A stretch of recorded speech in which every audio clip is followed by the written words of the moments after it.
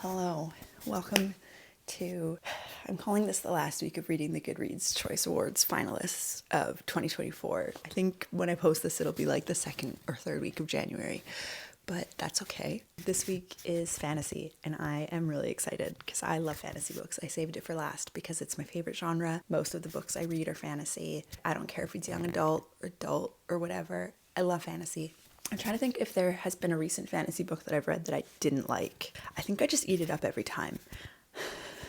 A couple of years ago, I read Beautiful Creatures and I didn't love it, and I still have the next 3 on my TBR card that I'm hoping to read this year. So that's a fantasy I didn't love, mostly because it was much longer than it needed to be, and I do think I struggle a little bit more with the witchy stuff than anything else, which is interesting because the first book of the week is The Invocations by Crystal Sutherland, which is witchy. I just started this yesterday. I read the first 2 chapters.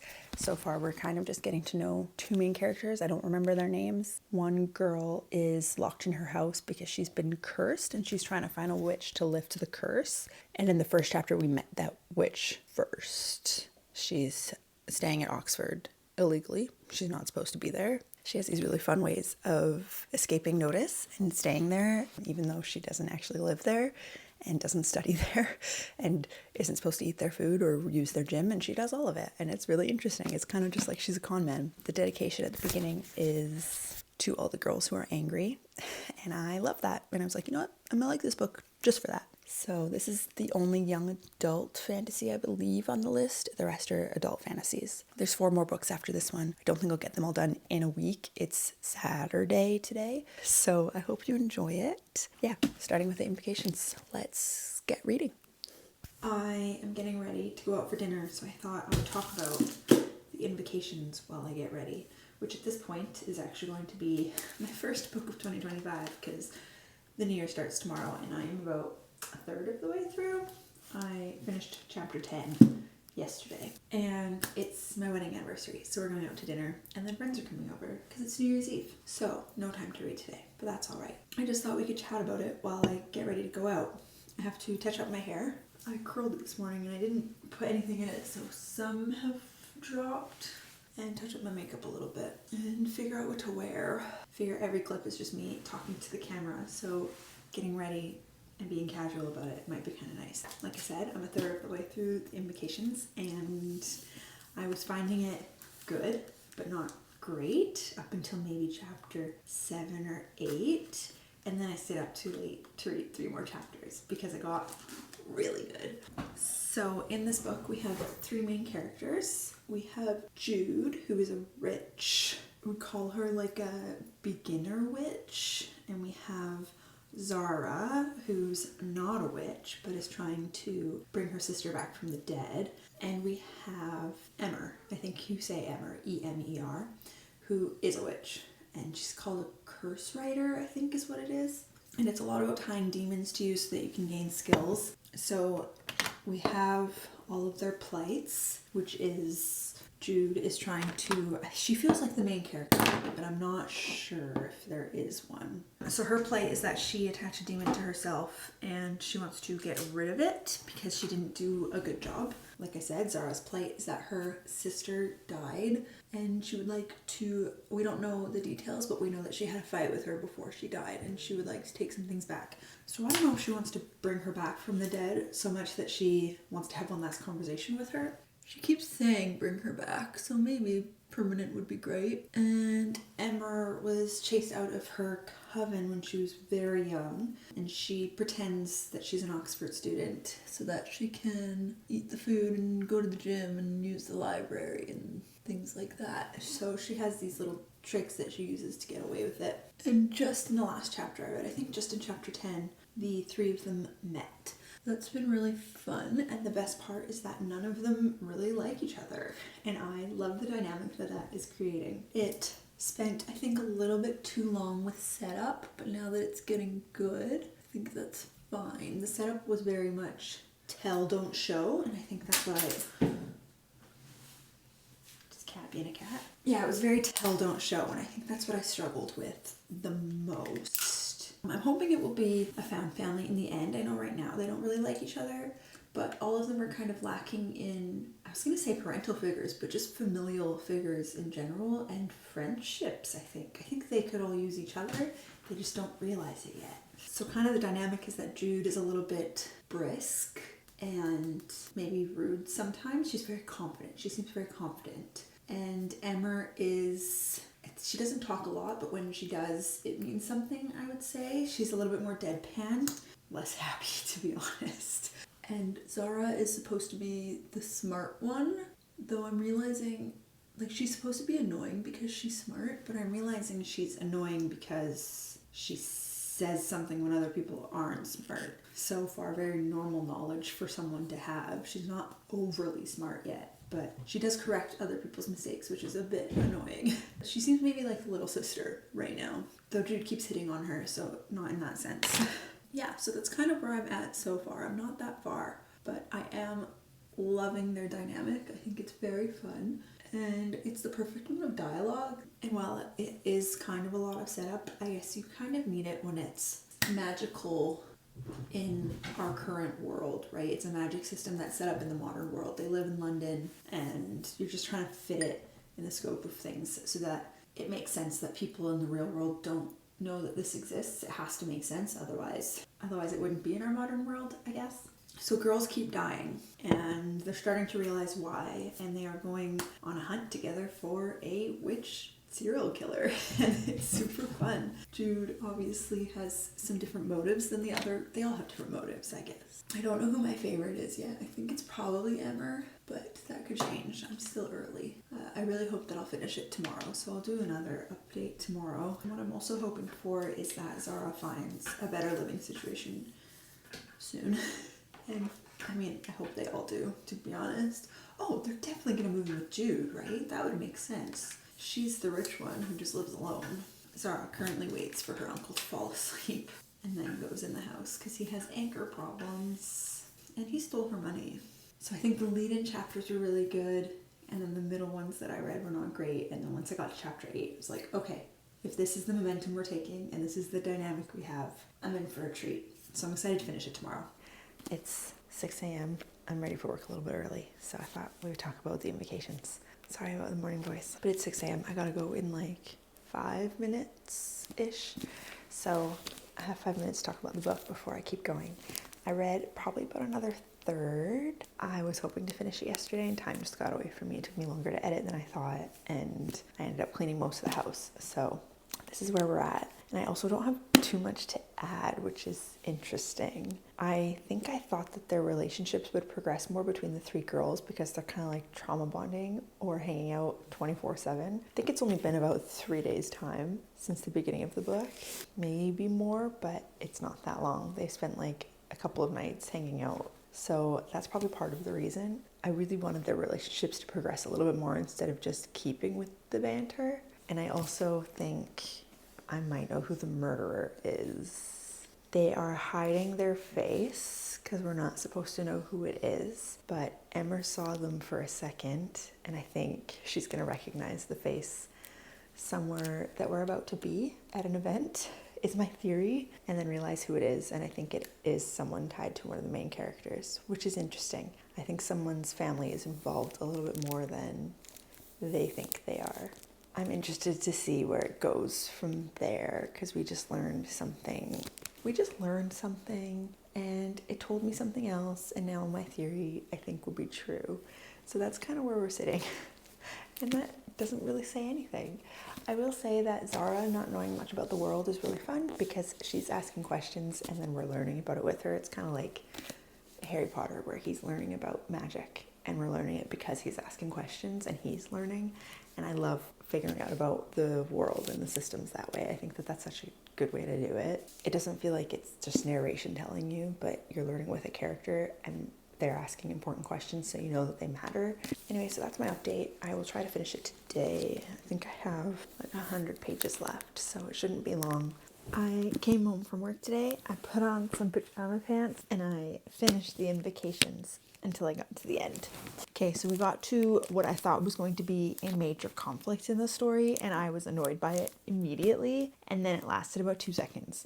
and they realize that there's bigger things to worry about, and they move past it. And that was honestly a huge win. I think I also came with theories this morning, and without saying anything, I was mostly right. I was right. I think the big plot twist I was right about, and the less exciting plot twist, or what the author probably thought was less exciting, I didn't see coming. So that part's really cool. I got to one point with the conflict, and then it got a little bit boring, and I was like, how is their relationship still at this point? And I just thought, I don't actually like any of the choices that they're making. I think all of these girls are too smart to be making some choices out of desperation over something that's been plaguing them all for years, and to just finally become desperate now felt a little bit weird to me, but it really drove the plot, and it worked out the way that it should have, I think. And I think the problem is that they're all 17, and I kept forgetting that. Like, these are very young women. They are teenagers. They're going to make dumb choices. It just kind of felt like if it ended as a fever dream, it would actually just be like they were trying to start a cult, which is just kind of a funny way to think about it. I think that it followed the 3 stories very nicely. I don't know. I really appreciated the way that this book is written, and in the end, I am giving it 4 stars. And I think it would have been lower if it wasn't, at its center, a feminist book. This book is about women gaining power back from men, and the way that the women go about it in this story, and the way everybody's stories intertwine is so nice to read about. Like, it read so nicely. I think that the end was the right length. I have a problem with a lot of young adult, specifically, books that I'm reading lately that are supposed to be high stakes, and then the end climax lasts like 5 pages, and it kind of wraps up in a way that doesn't seem logical. And this was not that. This was good. This ended in a good chunk of time. I think I remember actually thinking, wow, there's still 50 pages left, and we just got the bulk of the climax, and then more happened. And I love that. It was easy to read. It flowed really nicely. Like I said, the conflict that I thought was the main conflict was really short. Yeah, there's just enough diversity throughout the whole story that it kept me interested for 90% of it. She built this little magical system into this world just for a standalone book. All of those things are why I'm rating it 4 stars. And I'm going to pick my next book. So book number 2 of the year is Games God's Play by Abigail Owen. I used to hate reading the synopsis of books, and lately I don't care because I realize it actually doesn't give anything away. A cursed office clerk for the Order of Thieves has never been favored by the gods. San Francisco, Zeus's patron city. Okay, the gods name mortals to compete in a deadly contest. Very cool. Okay, this is going to be the next book. I'm going to make some dinner, and then I'm going to start reading this book tonight. Okay, so I just started the Games Gods Play, and I just have to say I'm already obsessed. This is so good. I'm like 7 chapters in, and it's so good. You learn already in the first chapter that our main character, Lyra, is in her 20s. I love to hear it.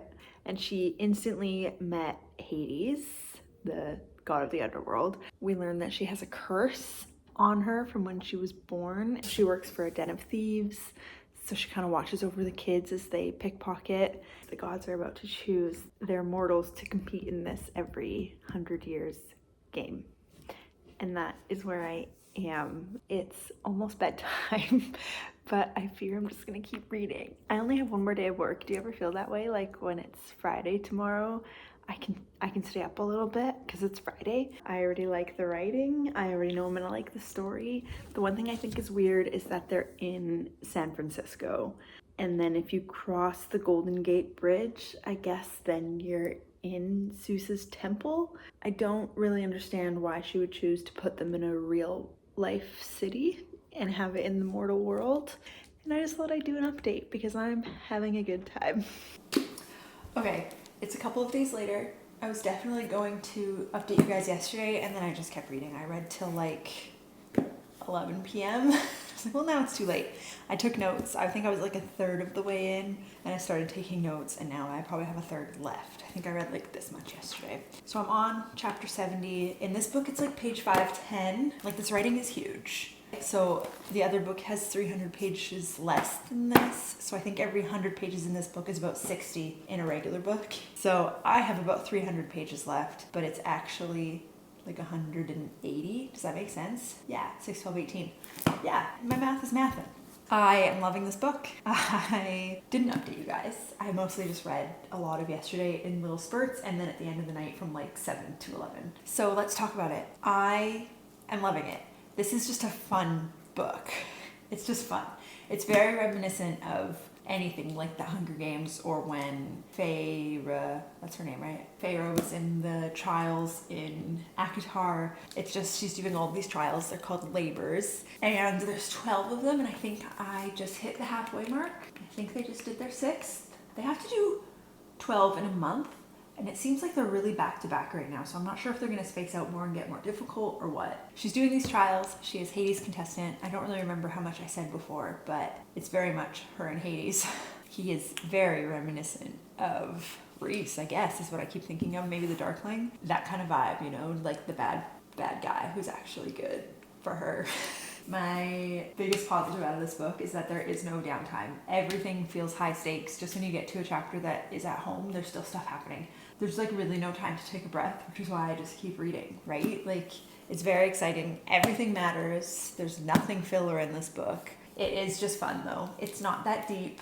I'm like not finding quotes that I need to remember or anything. It's just a lot of fun. I'm really enjoying it. It's very entertaining. I think it would make a great mini series, honestly. Like if each episode was a labor or something, that would be really cool. My number one thing, I think I was questioning before why it's in San Francisco, and I think I'm still struggling with it being in the real world. You know how when you read a fantasy book and you're like, it's so easy just to use magic to let anything happen. Like now anything is possible because they have magic. This is kind of that in reverse. It's like these things shouldn't be possible, but because they have these mortal things, EpiPens, cell phones, like it's just this kind of weird and it doesn't really fit. It just feels like a complete fantasy make-believe world across the bridge in San Francisco. Like it's so weird. My brain really doesn't like that part. That it'll be like these big, deep conversations and then it's like, oh, I pulled out his cell phone for some light. Like, I don't like that part. About a third of the way in, my note that I took was Lyra is considered not to be intelligent, and it bothers me because she's clearly smart.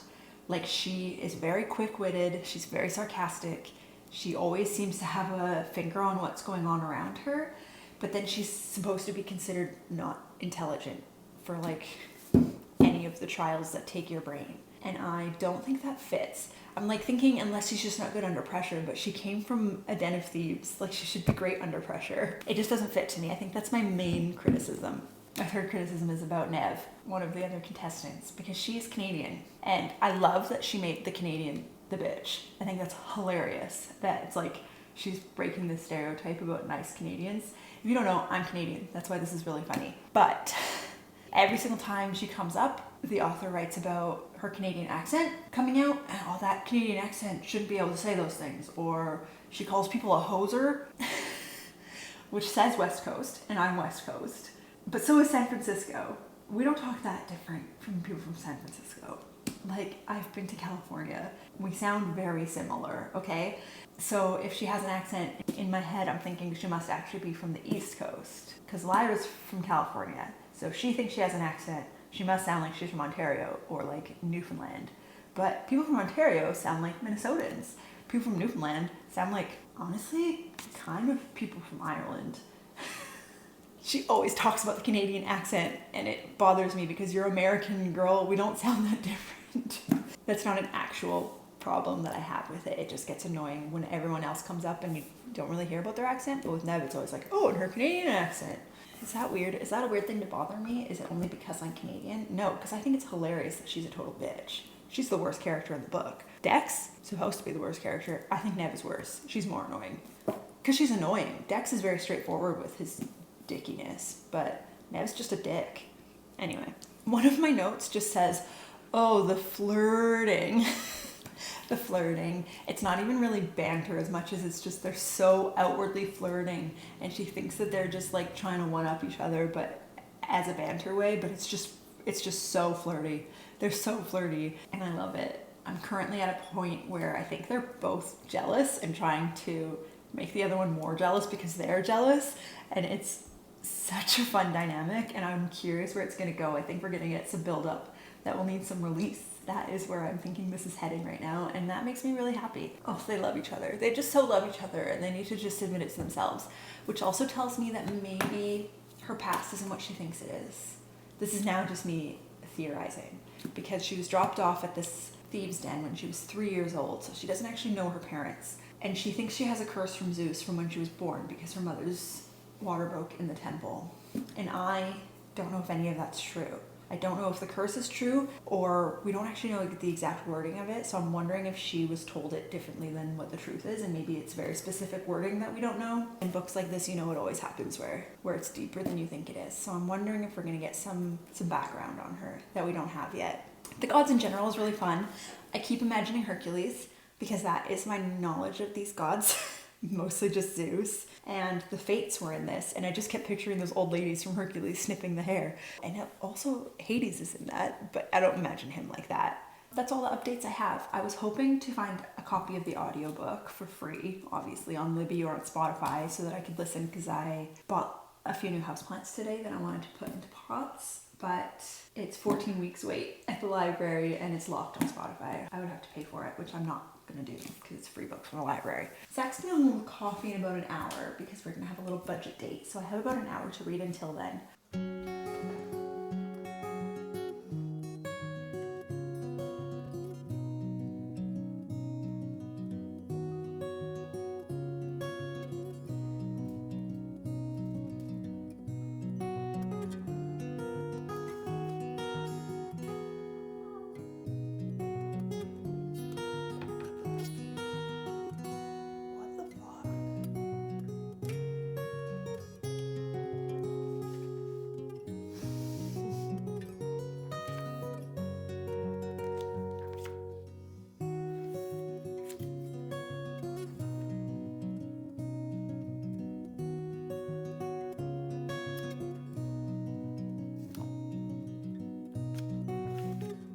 Hello. I don't remember what point of the book I was at last time I talked to you guys, but I know I finished it the next sitting. I can remember what I read in my last sitting, so I guess I do remember what point I was at. Yeah, I think I remember saying so many fun things are happening, it's kind of nonstop, I'm not bored at all, and that stood true to the end. But I also don't know that there's anything I can talk about, because other than like Lyra doing these labors, these tests, very Hunger Games-esque, I would say there's not much other than that I can say without spoiling everything. I think the aspects of the gods was really well done, and it was really cool. And then I did that thing where I was like, man, this is a good book. And then I went to Goodreads and I was like, oh, I see their point. And I don't even care, because it was so feel good to me. It was so enjoyable. I think my biggest qualm I realized towards the end is that I kept thinking, man, this would be way better if it was dual POV. And I stand by that. And I think the author didn't do that. Maybe she didn't want to, obviously. But I think one reason is because Hades held so much secretive information the whole time, and you never really knew what was going through his head. So I was like, okay, that checks out. But then I was like, wait, gotta be careful how I say this in case people haven't read it. Selena in Throne of Glass had the same thing. She had all of these secrets that you didn't find out until later, multiple books later, and we were still in her head. Like, he could choose what to let the reader know as well. I still think dual POV a few times. I was like, man, this would be so much better. But at the ending, I am wondering if it is going to be his POV the next time. I'm not sure, because the ending was really good. It ended well. So obviously I'm not going to spoil the end, but just know that it is worth it. You don't get to the end and think, ugh, this is all it was. No. It's worth it to get to the end, and I will definitely read the next book. I'm really curious what's going to happen. I will say that Lyra is a little bit lacking sometimes, so then maybe that's why it's hard to be in her head for the whole book, because I kind of wish we had some separation from her and saw her from the outside. I love dual POV so that you know how other people view your main character, because I still stand by she's not supposed to be a smart person, or she doesn't think she's smart, but then she makes really smart decisions. So is it really just her that doesn't think she's smart, or is it everybody? I don't know. I also wish the found family was a little bit better. Obviously in this, it's not found family in the same way that it's alliances through the trials, but I do wish that it was done a little bit better. I kept thinking about Hunger Games, obviously, specifically actually the second one, with those alliances and how they actually felt so deep. And these ones are okay, but I wish that they were a little bit better. And I still wish it wasn't in the real world. I wish it was just a completely fake world that this was built in. But that's okay. It's not a deal breaker by any means. It just was a little bit weird. There is obviously a point of conflict. You can't have a book like this without conflict. I just realized it looks like I'm in like interrogation lighting. Yeah, you can't get a book like this without conflict. Obviously, no books have no conflict. I was worried. I was worried that it was going to be something I didn't like. It's like there's a point where you think it's going to be just straight miscommunication, which is the worst. Everybody knows that's the worst. Not even just between the two main characters, but just kind of in general. And then in her head, she tells you why she thinks the way she thinks. And you're like, okay, yeah, it's okay. And then later, it just comes full circle. And it's like, okay, all of it makes sense. So that is a good way to do the conflict. Altogether, really fun book. Gave me what I wanted this week in just like a simple fantasy. So I'm really glad I read it and I really enjoyed it. And in the end, I'm rating this 4.5 stars. Easy 4.5 stars. And then I started my next book yesterday. So I finished this 2 days ago already. I was sitting in bed like this trying to finish. And then I fell asleep promptly after that. And then Tuesday night is date night. So we had date night yesterday. So I read for a little bit and then we dated. But I started A Sorceress Comes to Call. I think I got 3 chapters in. Yeah, I'm just about to start chapter 4. But going from large print to this is rough. But this is really good so far. You have your main character, Cordelia. You start with her sitting on a church pew, not being able to move. And you're like, this is weird. And then instantly it's like her mother controls her. She's just in her head, like she's stuck in her body, like she's locked in her body. And she has all of these rules and she's always walking in tiptoes around her mother. She's 14. And it reads like she's 14. And I hope that we grow up alongside her a little bit. I'm not sure because it reads a little bit younger than I thought it would.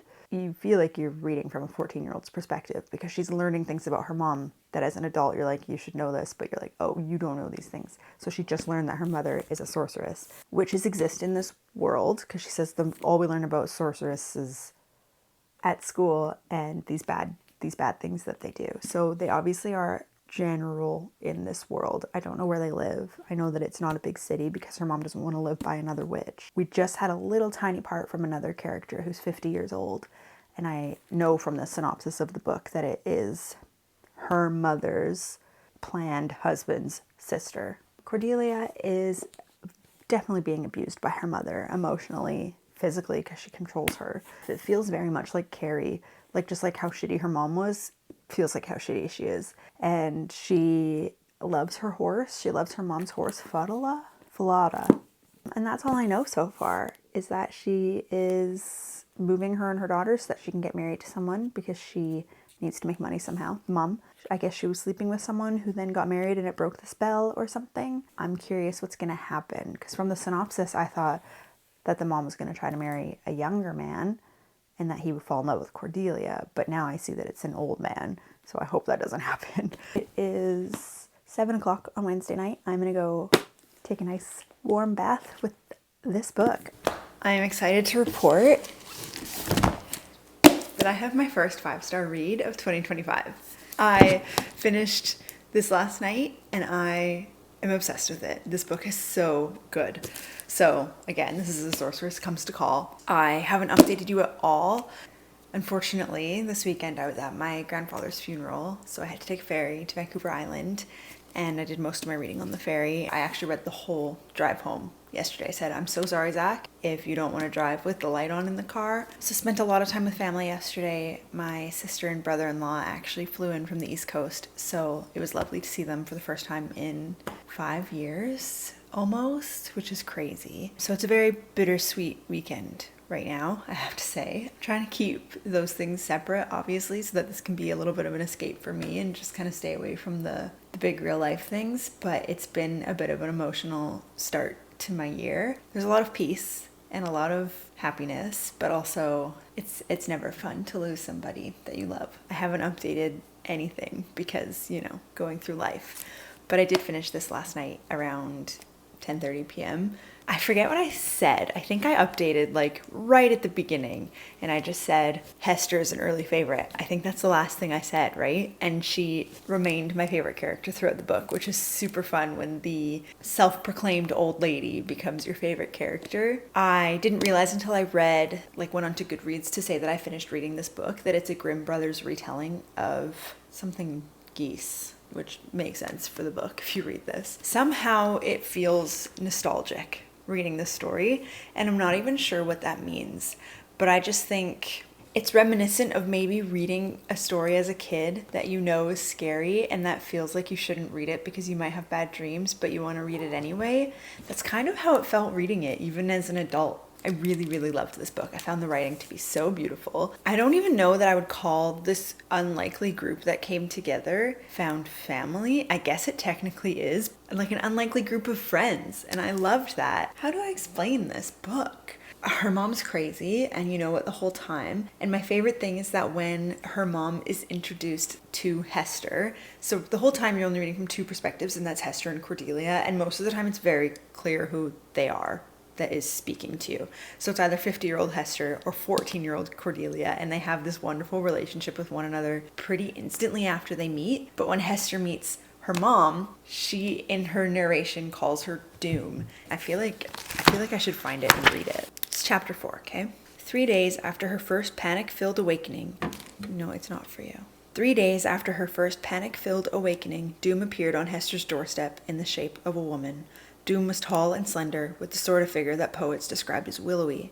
She had shining dark chestnut hair and large blue eyes and a fragile heart-shaped face, and she held the squire's arm as if she were too delicate to stand unassisted. Hester noted dispassionately that Doom was beautiful. Hester was not envious, but beauty was a weapon that she did not wield herself, and it was not an insignificant one in the arsenal. Her brother was particularly susceptible to it, and even more susceptible to fragility. And then the whole time, Hester just pretends to be this dumb old lady, and she works her age and these plights that she lives with into her own story and how she portrays herself. And this book is really just about how people portray themselves to others and what they choose to show and what they choose to keep hidden. 14-year-old Cordelia obviously is above her age, but you have her like, oh, I don't know what they're talking about, but I know that they're making a joke because of the way that they're reacting. And she's just a teenager trying to find her way in this world of adults and pretending that she knows what they're talking about and then saying, I'll have to ask Hester about that later because I don't actually understand. It's just so well written and so poetic and so gothic, and that's got to be the Grimm brother stuff coming through, because a few times I thought that it really does remind me of like a Bronte sisters novel. And I also should say, I think it takes place, like, they don't say specifically, but I want to say like early 1900s ish. There's complexities with keeping your relationships the way that you want to and portraying them in a reasonable way for the society that they're living in, and using the right fork and saying the right things, and how to treat a maid when you've never had a maid. And it's just all these complex plots put together that work so well together without writing anything to just push the plot that doesn't make sense, because there's nothing worse than that when you have these fun complex plots and then at the end it's like, oh, let's just do this to push it along. That didn't happen. And another thing that I loved is, you know, when you're reading a book and they're coming up with a plan altogether and then it like does a fade out, so you don't actually know what the plan is, you just have to wait and see when they do it. That's not this, because I kind of actually hate that in a book when you're like, oh great, you're telling each other about the plan and now I have no idea what you're talking about. But in this book, you discuss their plan with them, you're there for it, and it keeps changing. And that's also really cool, that you know that they're just taking the punches as they come and trying to flow with what's happening. Oh, it's just so good.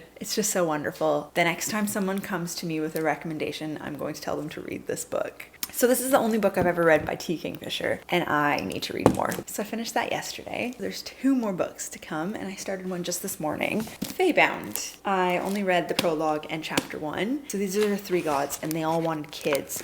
So the earth made humans. The light and dark day and night made Fae. So much time went past, and it says, Bosom watched both their siblings and their happiness, but saw their children's faults. Humans were too fragile to survive long, and Fae too arrogant to care much for their parents. So Bosom made the elves out of the waters of the world with the pointed ears of Fae, but the humble nature of the humans. For a time, all was well, but no matter how much the gods wished for peace, they had given their children the one thing that would never ensure it: free will. And chapter 1 follows Yirin. She's an elf warrior who just got promoted to being a colonel, and that's all I know so far, but she's in a tribe. So I don't know, there's 4 elven tribes, and I don't know if they're fighting each other or if they're fighting the Fae and the humans, because it kind of reads like there's only elves left, but I could totally be mistaken. But I just thought that creation story being like a 2-page prologue was really cool and helped set up the world tremendously. I'm obviously picturing like Legolas style elves.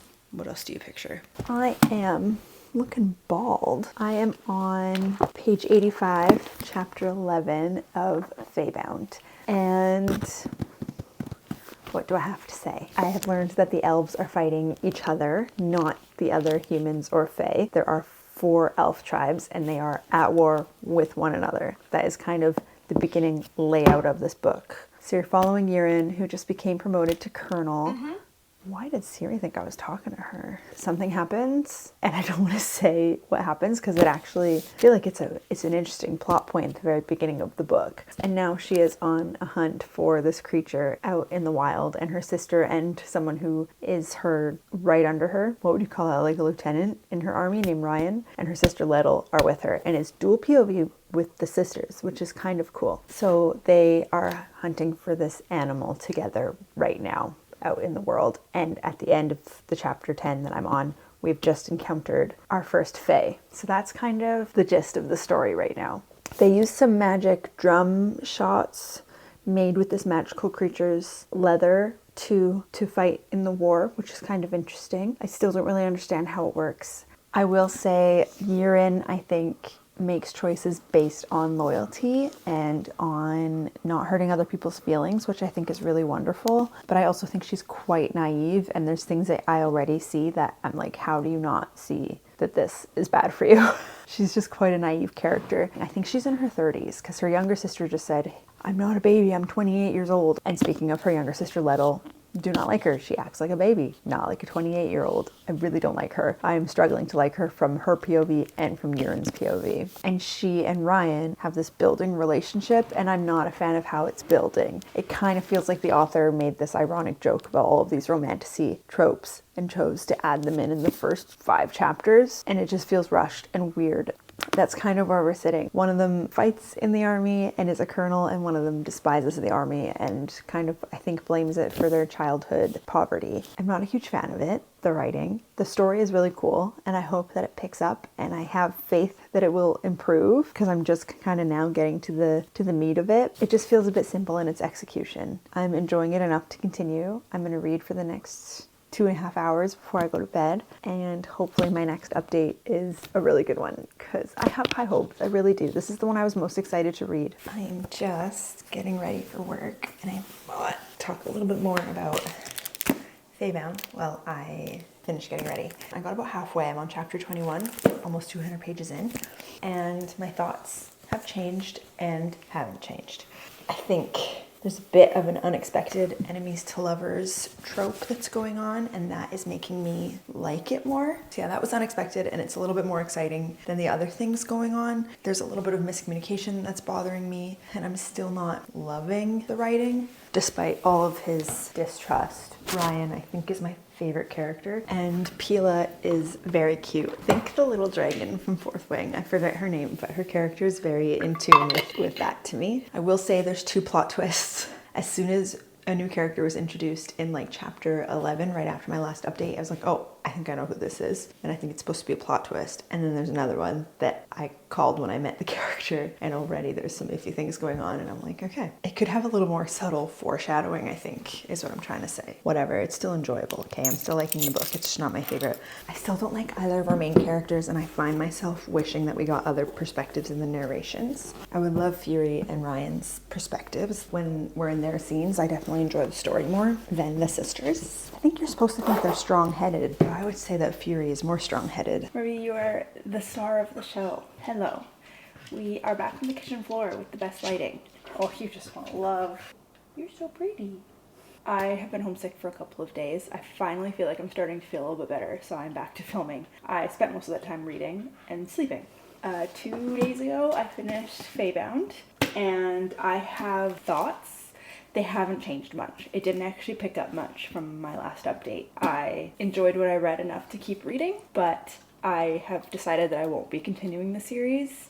It just stayed like quite simple writing and things that just kind of annoyed me, and Ryan is the only character I like. I don't want to really just keep reading a series for one character that I like, and I don't know that we'll be following him completely in the next one. I have too many series that I've started already that I don't really want to read a mediocre one that I'm not loving. I love the inclusivity. It's very inclusive. It was fun. It was a fun story. It just wasn't great. All of my guesses came true. There was one that I was like, oh my goodness, that's really cool. I don't love a predictable book. It's just less fun to read. And I think that's all I have to say. Like, I don't want to tell you the story in case you think it's interesting. If someone likes a predictable fantasy or they haven't read too many before, this is not bad.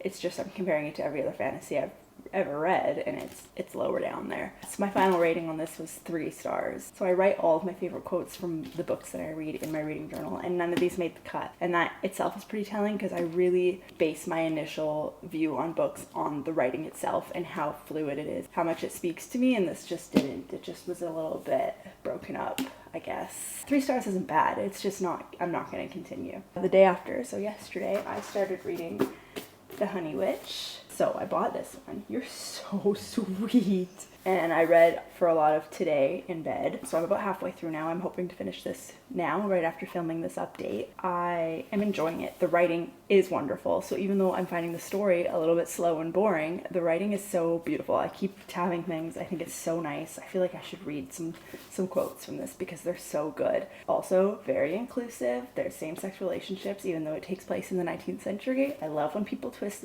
their stories that way. Just started getting going, I want to say about the 100-page mark, but the writing was good enough to keep me there until then. I keep thinking that the beginning reminds me of Anne of Green Gables, and I don't know why, because it's not like it at all. I guess because she goes to live with her grandmother who teaches her things, so it's kind of like Anne going to live with, what's her name, Shirley? Miss Shirley? No, her name is Anne Shirley. I gotta reread that. But it kind of reminds me of that. Marigold kind of reminds me of Anne because she's very strong-headed and she has a lot of will, but she is a lovely person and she tries to be kind. But she also is a person with problems. Like, she feels judged by other people, but she judges other people when they judge her. She only likes the people that she likes. I thought it was weird that she hadn't seen her grandma in like 15 years and then she goes to live with her and they get along instantly, but you realize pretty quickly that she's very good at rekindling old relationships that never had any problems. She's just bad at making new friends with people her own age. So there's a lot of magic. She is a honey witch and she has this curse where if she chooses to follow in her grandma's footsteps and be a witch, she can never be loved. And she feels okay with that. She's like, I don't want to be a wife. I don't want to be a mother. I don't want to be tied down. She's like, has this vision that as soon as she gets married, she would have to be told what to do. And she doesn't want that. It's really wonderful in that aspect where there's this 19th century girl who just wants to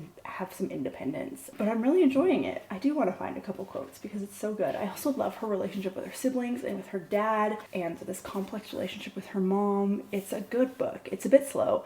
I do find that in between chapters I'm going on my phone, so I think for the rest of the day I'll just leave my phone on the other side of the room so I can't do that. The synopsis talks about Lottie showing up and her having to prove to Lottie that magic is real. That happens on like page 130, so you really gotta get into the book before that happens. Okay, let me find my favorite quote. Her mother loves to remind her of her age, as if it is a reason to stop believing in magic. She rolls her eyes at the thought. Yes, she is a grown woman, and is that not magical in itself? To have survived this long, despite the world's penchant for beautiful dead girls? How romantic to die young.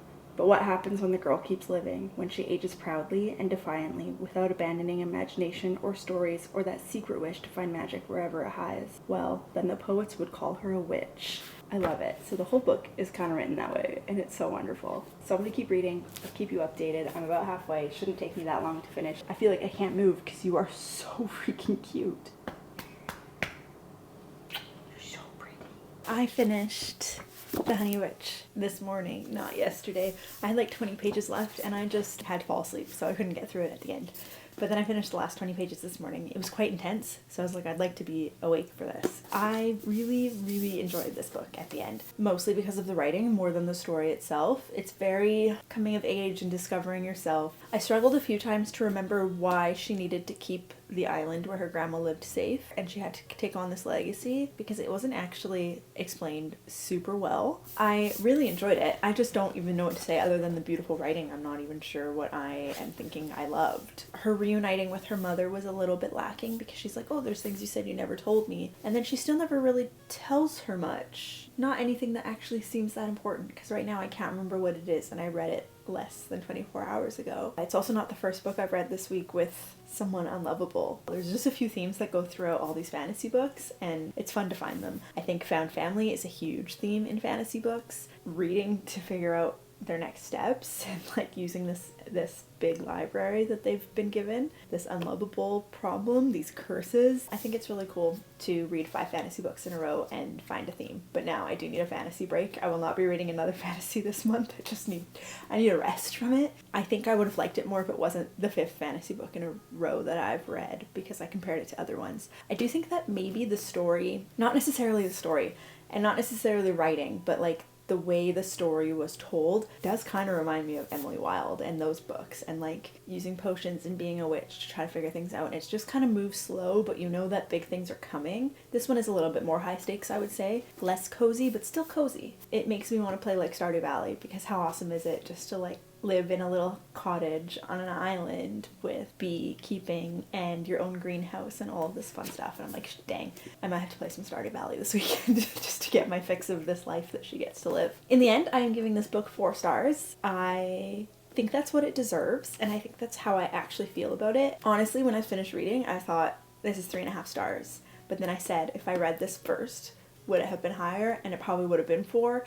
And so I'm going to take that to heart and think it is a 4-star read to me. I'm going to give it that because the writing kind of took over, and I wrote down a lot of quotes in my reading journal after I finished because I think it's just so beautiful. There's one point where she says to someone, he says, "You're so wonderful, you're like the springtime," and she says, "You're in love with the spring, but what happens when I become winter?" And I think that's so true just in general for people who just want to be accepted and have felt heartbreak before because they weren't their best self all the time and the person they're with didn't like that. You accept me now for who I am, but I'm going to show you more pieces of myself, and it's not going to be enough for you. She needed to find somebody who accepted all parts of her. Is the character development just in the fact of being loved and loving yourself and finding peace with who you are is a great lesson. 4 stars. And that concludes my time of reading fantasy. I was going to say my week. It's been 2 weeks. We are now officially 2 weeks into January, and I've read 5 fantasy books, and I've had a great time, honestly. And I loved how many one-off books I had and how many standalones, so I didn't really have to start any series. I think I ended up starting 1 series because The Games Gods Play is a series, and I'm not continuing Feybound. So I really only gained 1 series after reading 5 fantasy books, and that in itself is a gift. I am in the midst of filming my next video, so you guys will see that soon. I don't have a posting date yet. I find it just so difficult. I don't know how people who have hobbies and work full-time can stick to a posting date without totally messing up their sleep schedule, which is something I'm not willing to do.